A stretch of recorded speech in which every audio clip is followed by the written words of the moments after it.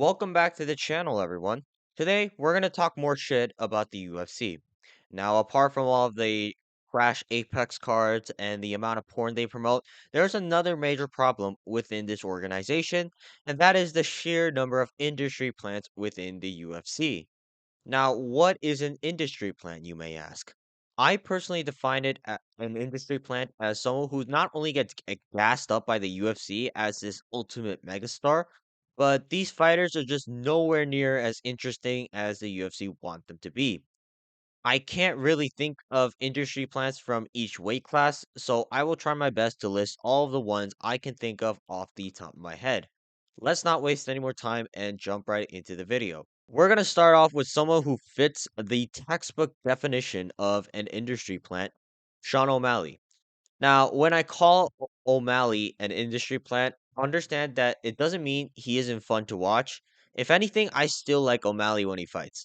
But the UFC try to gas this guy up as the next Conor McGregor, and I don't see that whatsoever.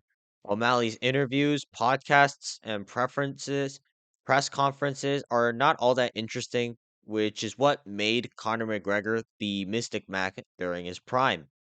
I still believe that O'Malley is an overall better fighter than McGregor, even in his prime. And I do find Sean's style more exciting to watch than Connor's. However, just the quick wit or the charisma on the microphone is nowhere to be found with O'Malley.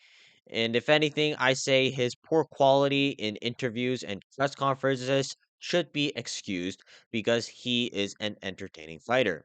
I still root for the Sugar Show in action in the future, and I actually do like him regardless of his faults because he is fun to watch, unlike most of the guys I'm going to be talking about after.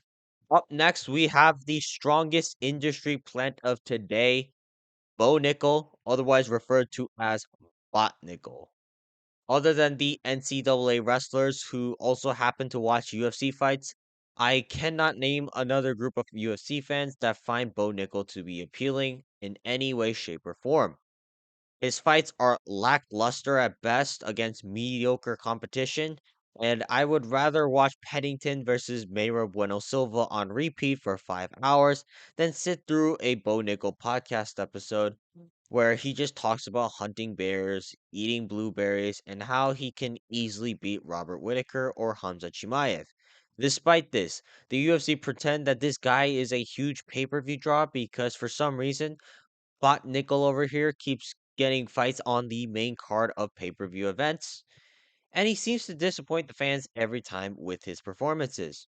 And worst of all, the UFC tried to market this guy as the answer to the Chechens and the Dagestanis like Hamza Chimaev. Let me just say this. If the UFC's answer to Hamza Chimaev is a guy who went life and death with Paul Craig and someone who failed nearly every single takedown against Cody Brundage, then that is a shitty answer. Hell, I'm not even sure if Bo Nickel beats Ikram Alaskarov right now. I don't understand why the UFC still believes this guy is a huge superstar when the majority of the fan base are actively saying that they do not want to see Bo Nickel on main card events. Until he actually steps up to fight someone pretty impressive outside of the rankings, the public's opinion on Bot Nickel will still not change. We're gonna move on to the ginger pirate himself, Shara Magomedov.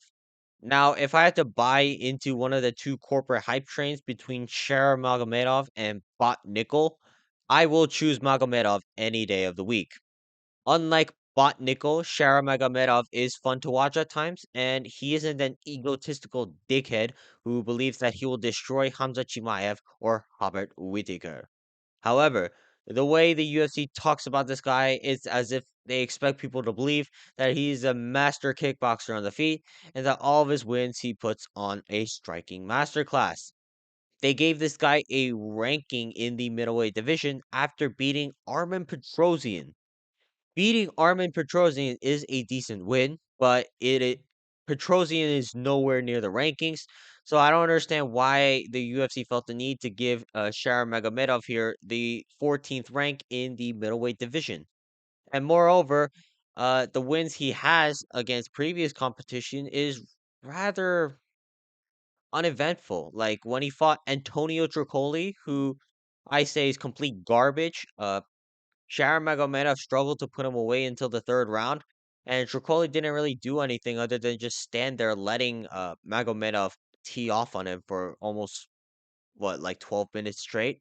Despite this, Sharon Magomedov does have a lot of advantages for him. He only fights in either Saudi Arabia or Abu Dhabi, and he's never matched with anyone who can grapple. I'm still shocked that this guy is even ranked at middleweight right now, but until Sharon Magomedov uh has to fight an elite level striker or someone with solid grappling capabilities, I think the UFC is most likely going to continue to overtly glaze him and promote him in such a way because his whole mystique revolves around him being undefeated. Up next, we have Colby Covington, an OG of the industry plant game. Now, this one kind of hurts me because I used to root for Colby Covington a lot. Regardless if he lost or not, he always stood his ground in press conferences, talked a lot of shit, and then backed it all up with his constant forward pressure. I didn't think he was all that talented. However, he was someone who risked getting knocked out and put himself on the chopping block at all times in order to secure a win. I think that's gangster and respectable. But as of recently, especially his performance against Leon Edwards almost 2 years ago, I do not see the same Colby Covington. The new Colby Covington has become a Donald Trump sycophant who just voices his political views online in order to gain viewers instead of actually fighting like before. Despite the recent changes in Covington's character, the UFC still tries to promote this guy as if he's one of the baddest welterweights on the planet right now, when in reality, it is hard to believe that this guy will even beat anyone within the top 15. It's just getting harder and harder to believe that Covington is still an elite level guy when all he's done over the last several years is lose to anyone within the current rankings of the roster and beat up on uh, washed up fighters that are well on their way into retirement. Finally, we are going to talk about the greatest industry plant in the UFC history, Jon Jones. Hell, there are people like Sutman Tate who compare this guy to Jesus Christ. I'm sorry, but Jesus wasn't ostracized by society for beating his wife and crashing their car into a pregnant woman under the influence of marijuana. But worst of all, Dana White and the UFC have somehow convinced everyone that Jon Jones has left a legacy similar to Michael Jordan's in the NBA, and that his legacy is so great that nobody after Jones will be able to match their legacy with his. I see ESPN making posts about how Jones has been at the top of the sport for 10 plus years. First off, he was suspended for steroid abuse or criminal charges for roughly half of those 10 years. Second, I watched him lose to Dominic Reyes back in 2020, meaning he wasn't at the top of the sport for an additional 3 to 4 years. The UFC have done a great job gaslighting a large part of the fan base into believing that he is the undeniable greatest of all time, but more importantly, the UFC have promoted Jones as the greatest of all time for so long that people actually believe that Jones can do whatever he wants to Tom Aspinall, his next challenger. Because not only is he the GOAT, but he's also the quote unquote pound for pound best fighter on the planet right now. Truly amazing to see how the UFC even gaslights people into believing that he won fights that he clearly lost, like when he clearly lost to Dominic Reyes. But people will just outright ignore history because Jones is supposedly the GOAT, and his legacy is undeniably greater than everyone else's, despite being suspended for nearly half his career. I guarantee you, within those 5 to 7 years that he was either suspended or inactive, the someone within the UFC could have had the chance to defeat Jon Jones. All right, that's where I'm gonna end this here for today. Make sure to like and subscribe, and I will see you guys next time. Peace.